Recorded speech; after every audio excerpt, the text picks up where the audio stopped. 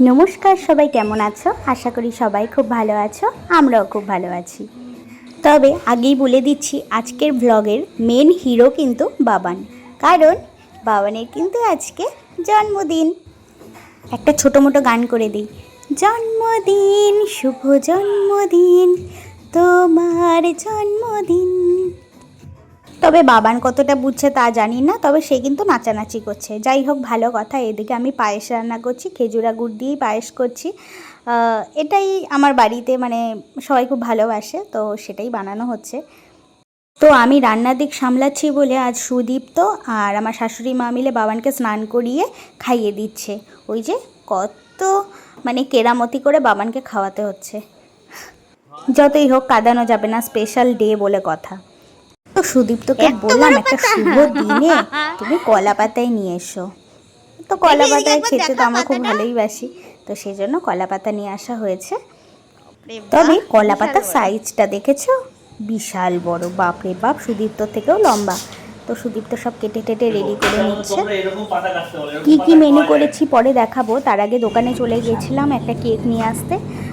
কারণ প্রচণ্ড বৃষ্টি হচ্ছিল, তাই আমি আর আমার যে ভাগ্নি আছে আমরা দুজনেই চলে গেছিলাম কেক নিয়ে আসতে। কেক টেক নিয়ে আসা হয়ে গেছে।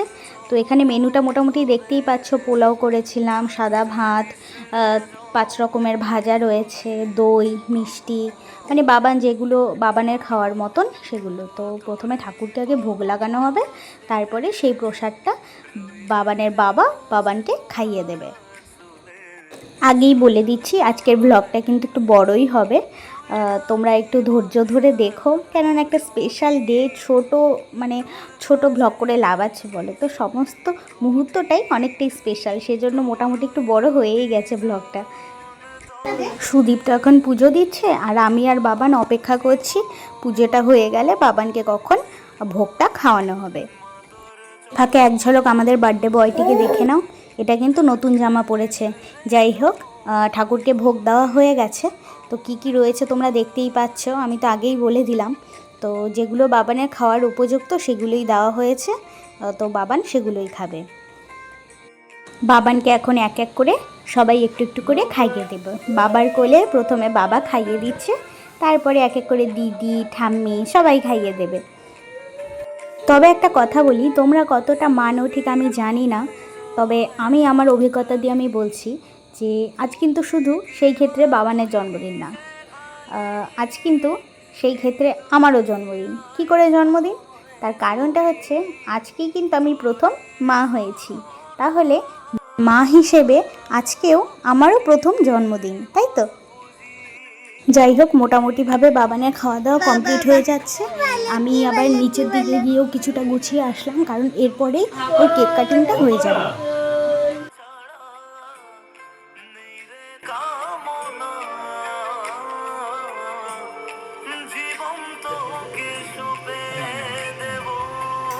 একটু তাকাও দুজনে।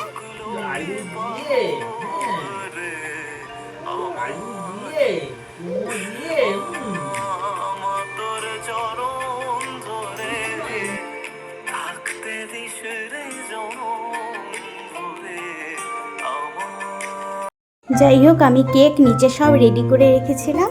এখন বাবান গিয়ে শুধু কেকটা কাটিং করবে। তো তার জন্য আমরা সবাই রেডি হয়ে গেছি। তো পাশের থেকে মানে পাশে একজন প্রতিবেশী আছে, আমাদের ভাবি বলে ডাকি, উনি আসবে। উনিও এসে একটু আশীর্বাদ করে দেবে। বেশি বড় করে তো জন্মদিনটা করিনি, তো জন্মদিন করার কথাও ছিল না। লাস্টে ভাবলাম থাক, প্রথম জন্মদিন যখন, ছোটো মোটোর ওপরে একটু চালিয়ে দিই, এই আর কি। আশীর্বাদ পর্ব শেষ হলে তারপরে খাওয়া দাওয়া, ব্যাস এই আর কি আমাদের ছোটোখাটো জন্মদিনের আয়োজন ছিল। তোমাদের ব্লগটি কেমন লাগলো অবশ্যই আমাদেরকে জানিও।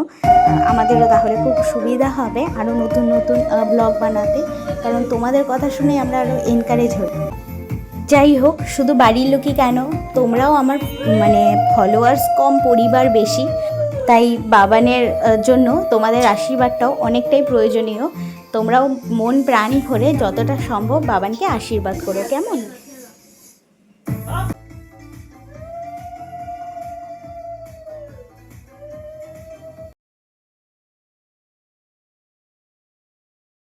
Birthday to you. Happy birthday.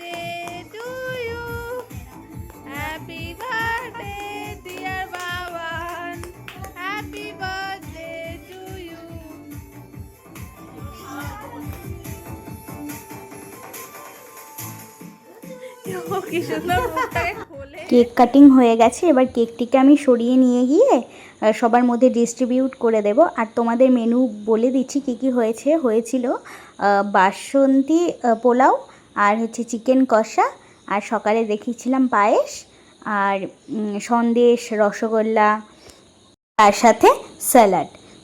যাই হোক, আজকের ভ্লগটি এই পর্যন্তই। আবার একটি নতুন ভ্লগ নিয়ে তোমাদের সামনে খুব তাড়াতাড়ি আসবো।